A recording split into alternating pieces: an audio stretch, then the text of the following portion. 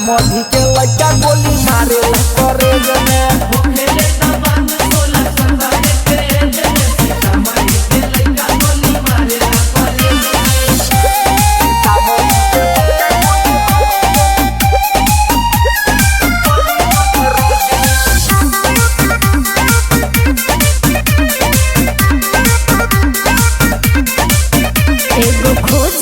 तोहरा के माफिया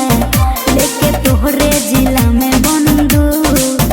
जदी दम मत हमारा से मिले जब पियले बा माई के दूध अरे सुभर एगो खोजता तोहरा के माफिया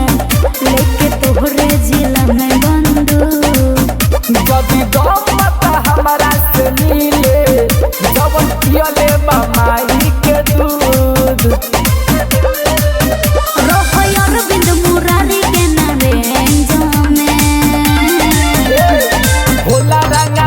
सोलह 17 के एज में सीतामढ़ी के लड़का गोली मारे करे